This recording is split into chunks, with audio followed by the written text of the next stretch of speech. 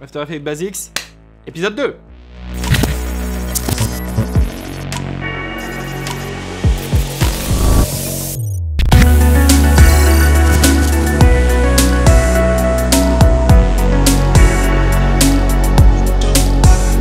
Dans cet épisode, on va se pencher sur les différents outils et les calques qui sont à votre disposition dans After.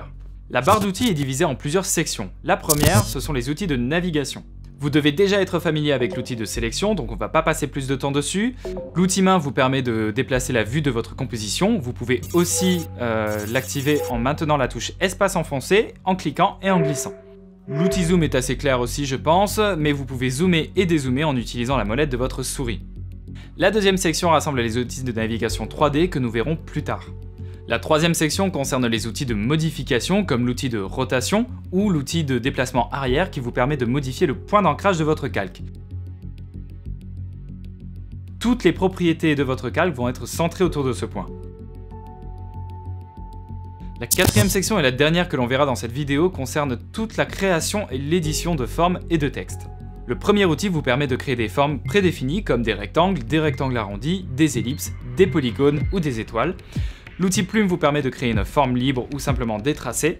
Et l'outil texte vous permet de créer et éditer du texte horizontalement ou verticalement. Le fonctionnement d'After Effects est situé entre Premiere Pro et Photoshop.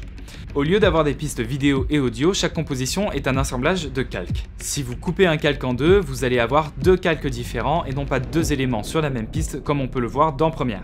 Dans le menu en haut de la fenêtre d'After Effects, sous Calque, vous pouvez créer de nouveaux calques et ici, il y a plusieurs options. Lorsque vous allez créer un nouveau texte, After va créer un calque de texte. À partir de là, vous allez pouvoir développer ce calque et retrouver toutes les propriétés que vous pouvez aussi animer. Vous pouvez modifier votre texte soit dans le calque, soit avec les panneaux caractères et paragraphes, que l'on retrouve ici dans mon groupe de panneaux empilés sur la droite.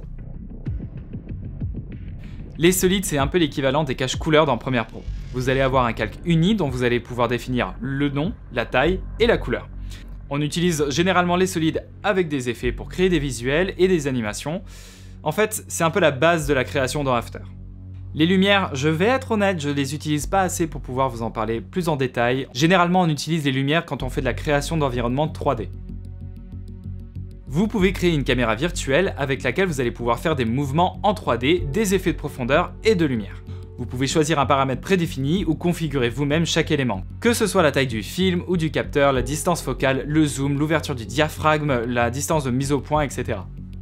Les caméras sont ensuite contrôlables grâce aux outils de navigation 3D.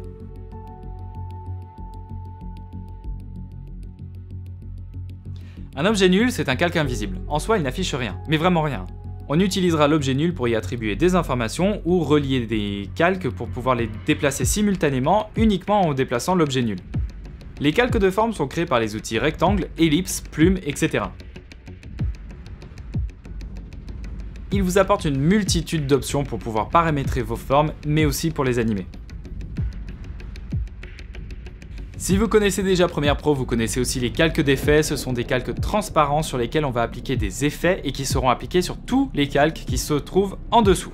Alors attention, ne confondez pas objet nul et calque d'effet. Ce ne sont pas la même chose. Si vous mettez un effet noir et blanc sur un calque d'effet, on le verra sur tous les calques qui sont en dessous. En revanche, si vous mettez un effet noir et blanc sur un objet nul, on ne verra pas du tout l'effet noir et blanc s'appliquer sur l'image. Les objets nuls, en fait, faut les considérer comme des repères ou des calques de contrôle, en fait. Mais on verra ça un peu plus tard. Alors quelques panneaux utiles comme par exemple le panneau aligné qui vous permet d'ajuster vos calques entre eux ou par rapport à votre composition. Je peux choisir de les aligner ensemble. Puis en changeant le mode d'alignement, je peux les placer automatiquement sur la gauche de ma composition, en haut, en bas ou au centre, dans un coin, n'importe où. Le panneau vous permet aussi de répartir les calques, c'est-à-dire de les placer à distance équivalente les uns des autres. Le panneau de suivi vous permet de traquer des points dans votre image, de la stabiliser ou de synthétiser une caméra 3D calculée à partir du mouvement dans votre image. Ces suivis peuvent ensuite être utilisés pour créer des animations ou associer des éléments pour qu'ils puissent suivre un mouvement particulier. Mais on reviendra là-dessus plus tard. Et enfin, deux panneaux très importants dans After Effects, le panneau d'effet et les paramètres prédéfinis. Les paramètres prédéfinis, en fait, c'est la bibliothèque de tous les effets d'After Effects, ainsi que les plugins que vous allez télécharger par la suite. Le panneau d'effets, en général, il s'affiche une fois que vous avez sélectionné un calque et que vous allez ajouter un effet dessus, que vous allez pouvoir configurer. C'est l'équivalent du panneau options d'effets dans Premiere Pro. C'est bon, je vous ai pas perdu? Ok, on passe à la suite. Les bases de l'animation. Retrouvez les autres épisodes d'After Effects Basics sur la chaîne YouTube.